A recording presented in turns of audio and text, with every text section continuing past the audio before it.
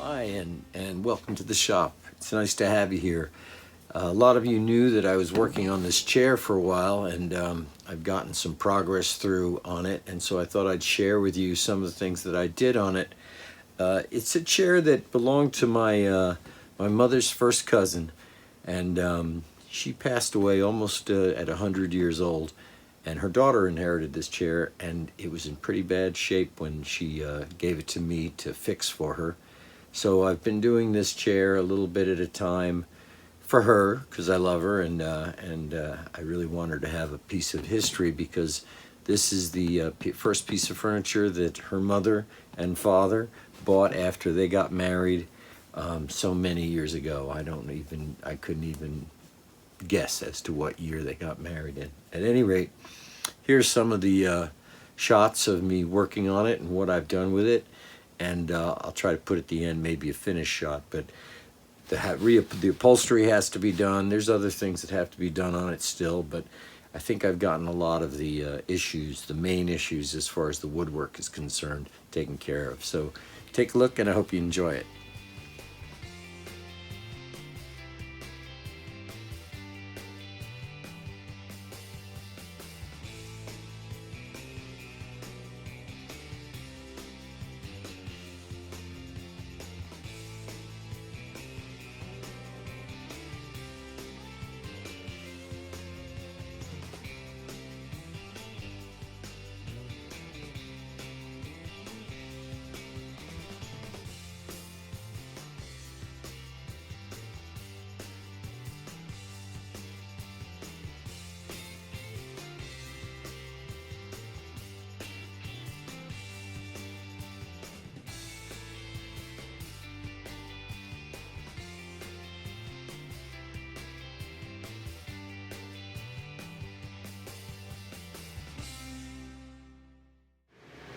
I'll attempt to reupholster it afterwards, but we'll see how much I can fix as far as the woodwork first.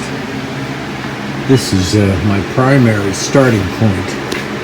You can see there were rings here, and they were carved in. They weren't added because the wood is solid all the way through. And then there's carvings incised into the arms. You can see here, runs up around here, down and in. So this was solid and carved. It matches this other one, and that helps to be able to see what was there and what I want to mimic. Here is really some of the worst damage. It's really cut off on an angle this way. So what I have to do is I have to come in and replace this wood going across here and all the way back to here with the piece glued in and then recarved properly to match what's on the other side. So that's what we're going to do first, is we're going to take a back saw and we're just going to cut straight in here and straight here, and then we're going to glue a piece in to replace all this missing wood rather than just filling it. I found what I think is a perfect match for this mahogany, and it's a good width. It'll go all the way out, and it's a good depth this way. So what we're going to do is we're going to cut out the round shape out of this piece to match, and then we'll cut this square and we'll glue this block in. So let's first calculate what we need to do for doing the circle on this piece. One method of determining this circle would be to set a compass here and then bring it in and to the edge, and then once you have that center point there, you can check around to see if that would work. But I find an easier way is using a circle template.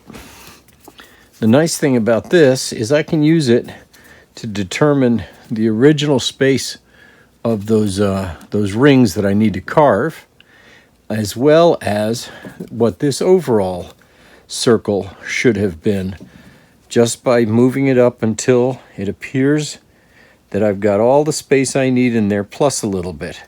So right now this is the one that I like. This one is a little smaller, and I think it's too tight. I think it's better to go with the bigger, and then I can always pare down to it. So we're going to go with this size here. Over and over, 31 30-seconds. So it's that's that precise that I can get.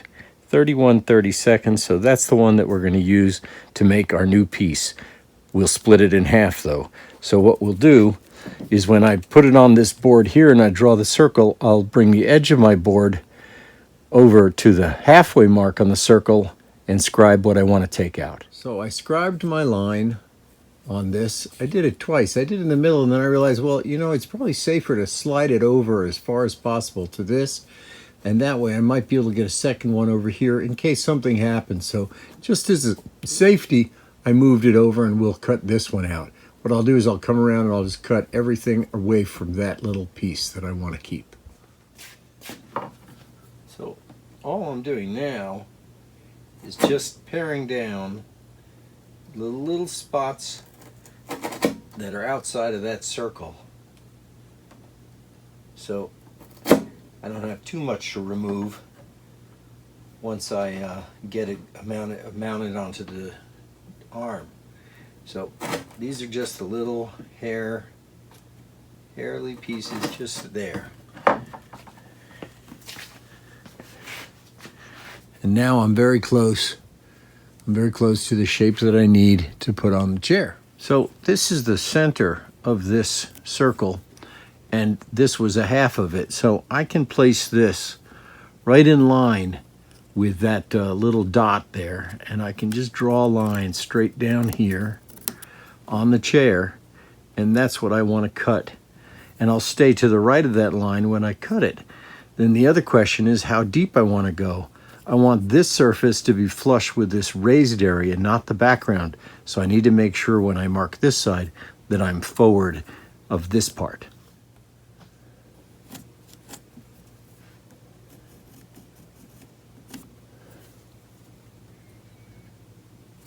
Very good. I've got my line here and I've got my line here. Now I can start sawing. Now, when I go to cut this, I'm going to stay on this side of the line because I can always pare down a little deeper with the chisel afterwards, but I don't want to have to add any wood. So when I start this cut, I put my thumb here and I can see the line of depth that I want on the other side of the saw. And so now I just start gently, and it you know, mahogany is such a soft wood, it's a dream to saw. So it's not there's taking no force at all, and I'm letting my little back saw, dovetail saw, really do all the work. Just a thin kerf, and I'm being cautious not to go too far deep, too deep. So once I get this started pretty well, now I'll come back and I'll cut the front back to it. Again, I'm staying well this side of the line. Let me see if I can bring the camera around and see if that's better for you to see what it is that I'm doing. I'm staying to the right of that line. I put my thumb on the line and I start my cut. Very gentle. Again, not a lot of force. Let the saw do the work. Now you can see there's my pencil and here's my line back here. So there's plenty of room there to pare off and to bring it into the proper position once I get this main chunk taken off. So I have to be a little careful because I don't want to go too deep. You can see that that's starting to move. So I want to come back to this side and meet up with that part. So there we have it. This piece is gone, and it'll be replaced with this piece here. After it's glued in and taken down, then you'll never notice it. And the grain is running the same direction the grain on the rest of this arm is. So we can take some of this down now because we can feel in certain places where it's high. So what I'm going to do is I'm going to scribe it to the back here, and I'll let the chair itself the existing chair, delineate how much I need to take off this piece to match. There you have it. I've got this piece ready to go on. I have to put the glue on, but because the arm of the chair is curved, I need something to clamp it against. So what I've done is I've put this clamp here on the arm, and I'll clamp between these two, and that'll give me something to apply pressure against.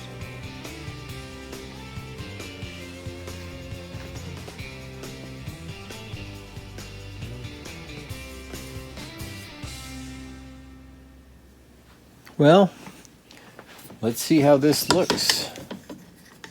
Take this one off. It feels pretty solid, so I don't think we need this anymore. It doesn't matter too much here because this is going to be reupholstered. But there's our added piece in there, and now we need to start working carefully to remove anything that's in excess of what this back piece is. So just going to slide up with the chisel. I'll bring the camera around and let you see from this side. Okay, so basically we want to take off these little high spots, and so we want to just do it gently, pairing off as we go and just following the contour of this. Now there seems to be a staple here, so that needs to be taken out to get out of our way. I'll do this one little cut before, but that's basically what we're doing, and it's just paring down and slicing rather than pushing. We don't want to chip off any of this. So let me get rid of this and we'll continue.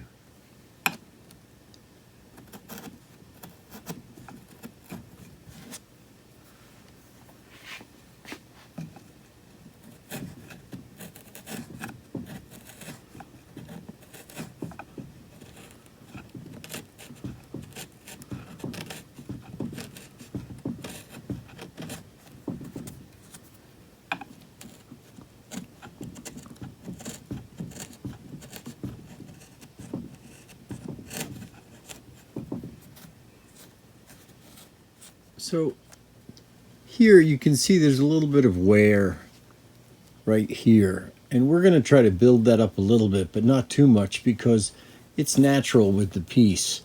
Everything else here is just scratched and marred up, and I think we can correct a lot of that, but this is another area where we're missing wood on this, and it's been compressed and torn. And so we're going to use a lacquer stick in this area here to fill it in, and then we'll figure out what to deal with these lighter issues.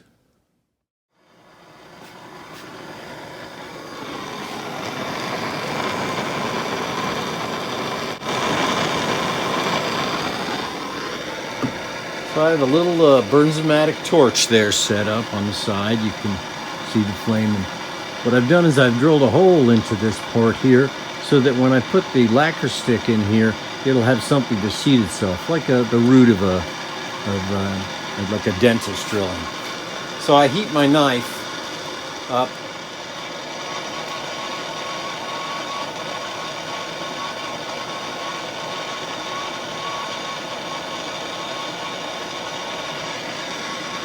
So you see I've worked a little bit of this lacquer stick into the hole. That'll act as an anchor. Now the rest of it can be applied to it and will adhere to that.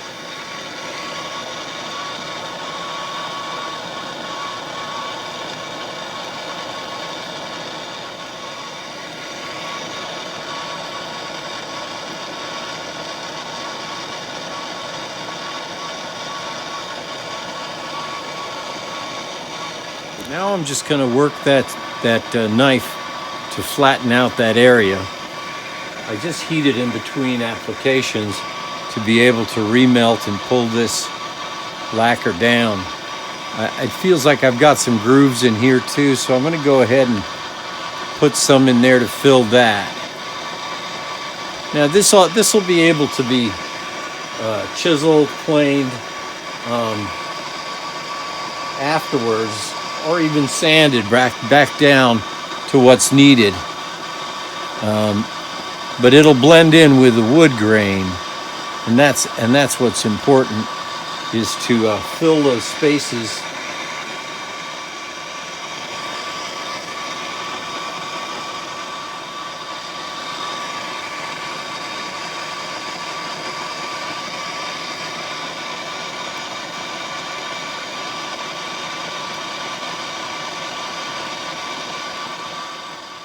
Okay, now that's built up.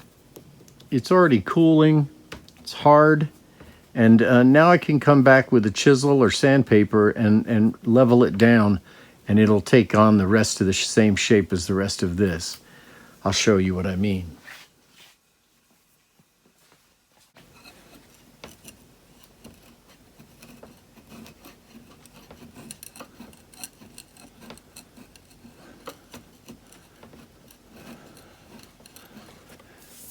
Now what I'm doing is I'm keeping the chisel flat on the wood, and then I'm slicing. And by doing that, I'm not going to go in any deeper than what this is, because all I want to do is to make it exactly the same height as the rest of this wood is here, and that feels pretty good. Now I'm going to do the same thing to the top, keeping the chisel flat. I just take off those little high spots.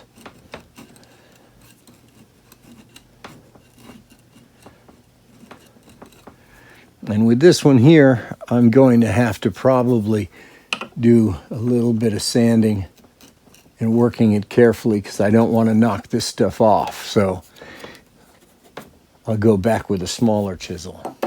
Here you can see the patch after sanding, and these little dark areas in here, tiny little things here, that's where it's really not quite up to the level, but they're so tiny that I'm not going to worry about them by the time I do the finishing on this and everything. That's going to blend in perfectly. You'll never see it.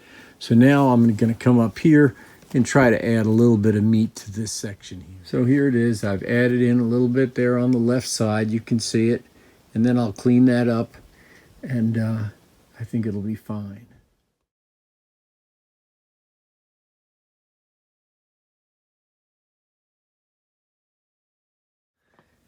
This piece of wood that I put in is now nice and dry and solid in there. It's been a couple of days actually, so I've just left it alone. So now what I'm doing is I'm taking different types of carving pieces, you know, and gonna trim down all the excess pieces.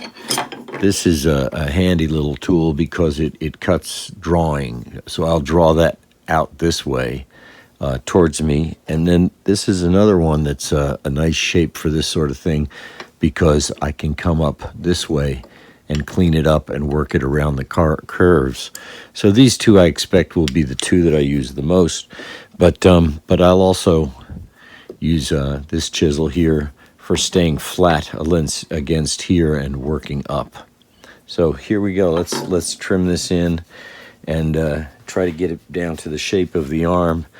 It's a little high here, so using this one here, I'm going to come in and just, again, it's a slicing motion, and we want to take our time because we don't want to chip off anything.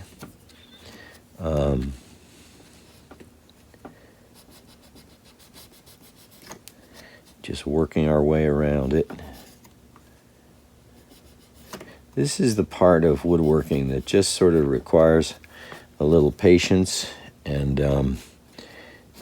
not to say any kind of a Zen thing going on, but you have to just sort of go with the flow, take your time, and not be in a hurry to get something done, because that's when you can mess up. So you really just want to take your time, and all I'm doing is shaping out this shape of this piece out to here, and then I'll do that all around. There's still a little high right in there, a little bit at a time. Now that feels pretty smooth all along here.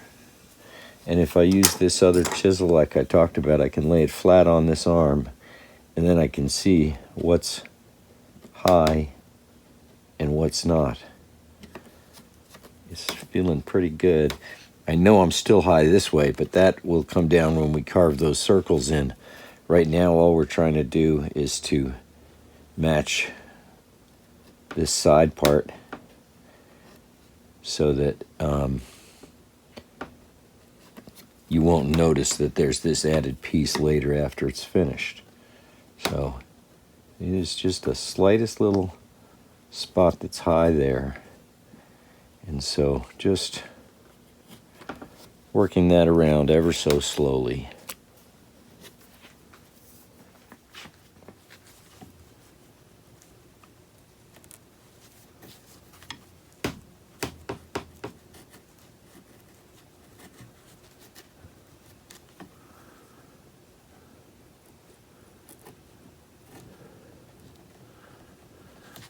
See, following this curve here with the chisel this way allows me to make sure that I don't go in and break off this little top part. So I'm just rubbing this along this surface and allowing it to tell me when it wants to make a cut on anything that's a little higher than that.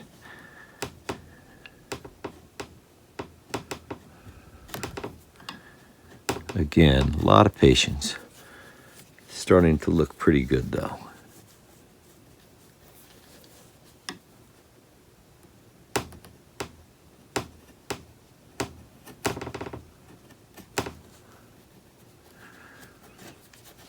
I think noticed a little bit more there.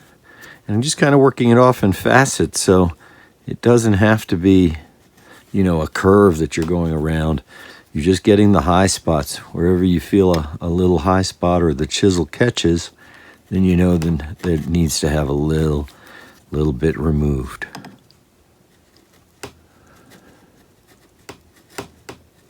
And again, this slicing action is important. If I were to just push, I could break off this top part, and I don't want to lose any wood there.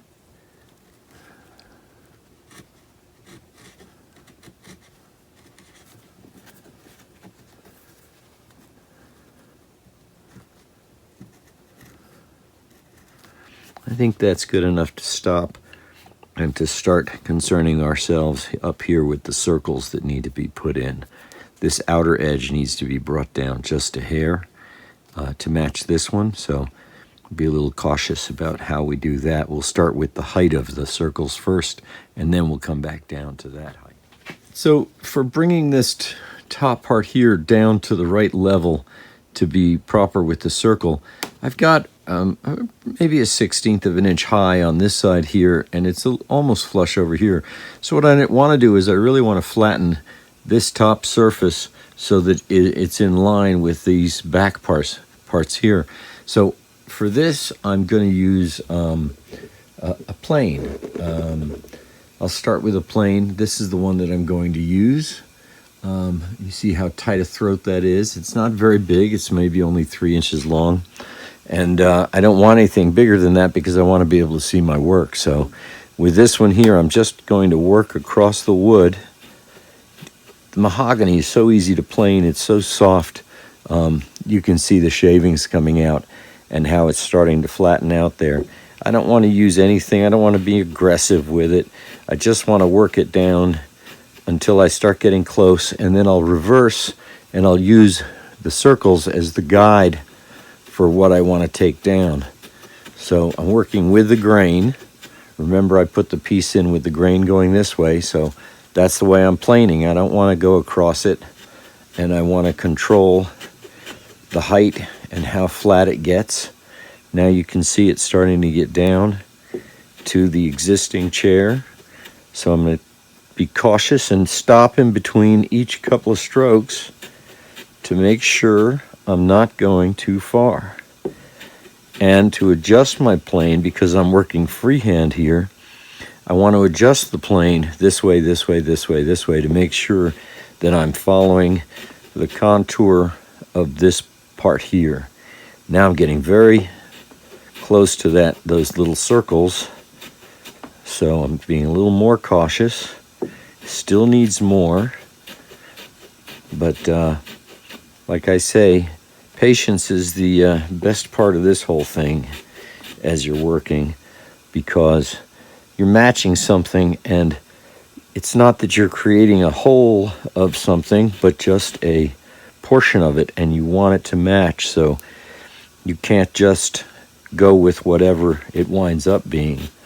But that's feeling very good. And so now I'm going to come around from this side, and I'm going to start planing this way, and I'll know when to stop if this gets down flush with this portion here. But so now I've skewed my plane, and I'm moving it still in the direction of the grain, but it's skewed so that I ride on what's existing here. There's a little bit of a lip still, but it's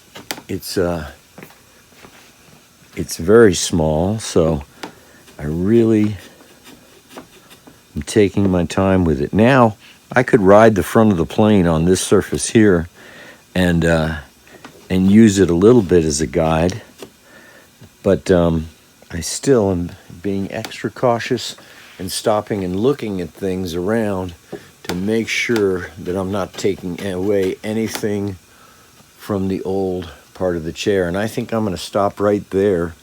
There's still a hair of a lip there, but I can pare that down as I do this circle work. So that's where I'm going to stop on that for now, and retire the plane, go on to this next part of shaping it. So now I want to blend all this part here in before I start doing that circle part. So what I'm going to do is use a distant file, very fine. It is a V edge, but I'm only using the flat part, and I'm going to follow around the contour of the old chair here, and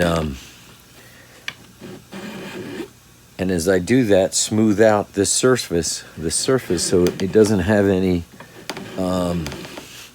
indentations or anything. So by coming around with the curve of the chair, you see it follows that and becomes very smooth. And that's pretty much what we want to do.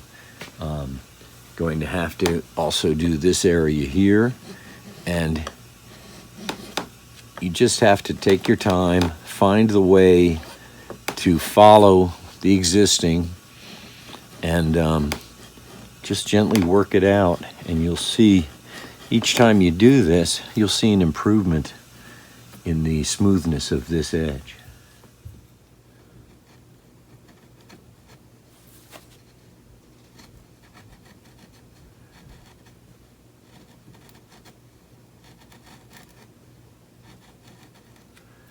Here I'm paring across this grain.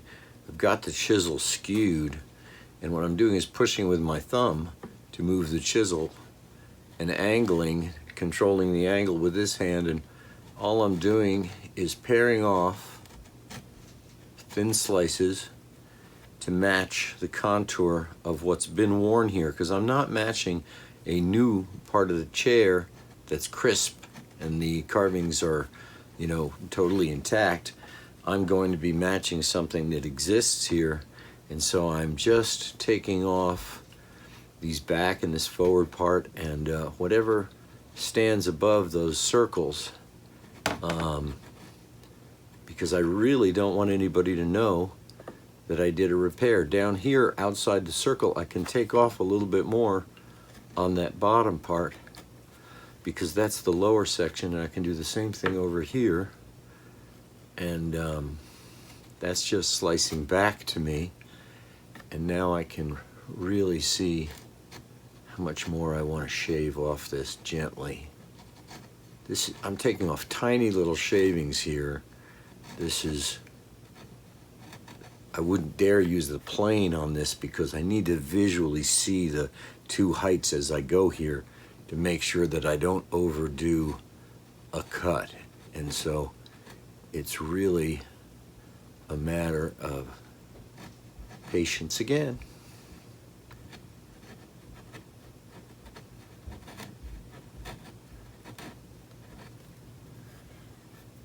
Now I'm sighting down the face of it to make sure that this whole piece here, if anybody looks down the chair in this direction, has a nice flat to it this way.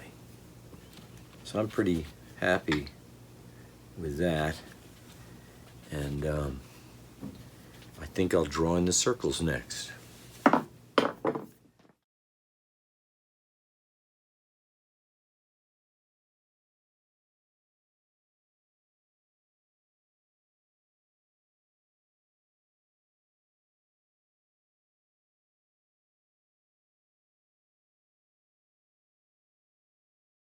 I've lowered this whole section here and blended all this around here, and you can see that it's pretty hard to differentiate now where that piece of mahogany was added in. Now I still have to carve out this little groove around here to define these two circles, but most of this is pretty well done with except for a little light sanding maybe in some places. And then we're gonna have to blend the finish into the original finish. So now that I have this face pretty much ready and matching the other side, I'm going to take this chisel here. You can see, I think you might be able to see the shape of it that I'm using. There you go. And I'm not gonna go too deep. This is just going to define those spaces between the circles. Then I'll come back with a smaller chisel to just deepen that gouge a little bit. But so, I've drawn in the black parts are the parts I want to remove, and so I'm just going to very carefully go along here.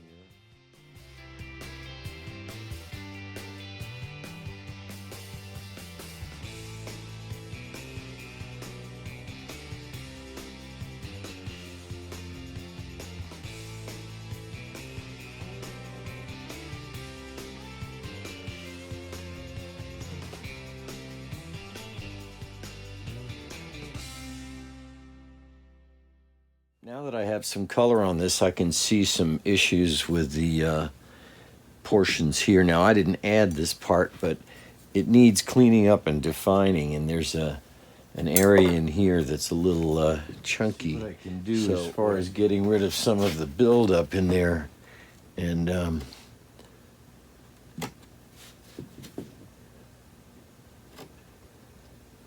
don't want to take much off. Just trying to clean up this line here so it's a little bit more defined, crisper.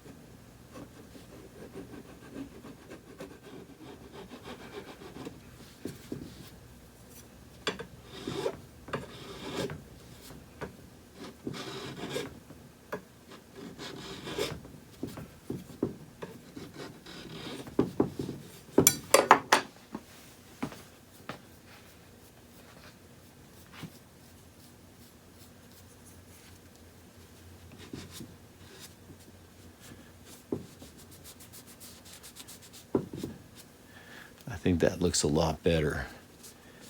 And so we'll leave that to dry.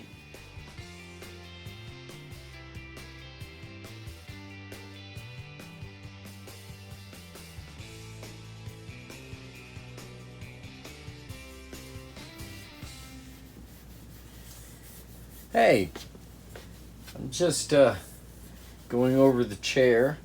I got all the patches I wanted to do done on it, and everything looks good. The mahogany is showing through in the right places. I didn't want to take the whole finish off, so a lot of it had to be touched up in places and highlighted. And now with the 4/0 steel wool, I guess that's hard to say.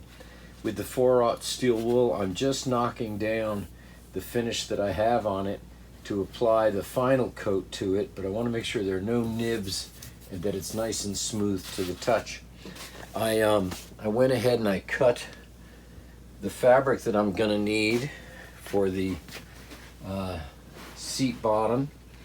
That's basically what it'll look like, and that's going to be a big change. And then for the arms, the back and the arms, and let me turn it this way. And so I've still got to make the binding or the gimp that'll go around these little portions here. So I've got some sewing to do. But other than that, I think the chair is in pretty good shape. It'll take one more coat. I didn't refinish it. I just wanted to touch up areas and fix the parts that were busted and broken. The legs had these terrible gouges in them here. They're gone. I did have to plane that surface in order to get deep enough to smooth it out, but I think it didn't weaken the chair, and I think it blends pretty well. So anyway, I'm not going to get into the reupholstery part with you on this video, but I hope that you got something from it. I just wanted to share some of the things that I did to try to bring the chair back to life for my cousin, and I think she'll be happy with it. And I'm happy with you coming to visit. So take care, and I'll see you again. Thanks again for coming to the shop. Bye.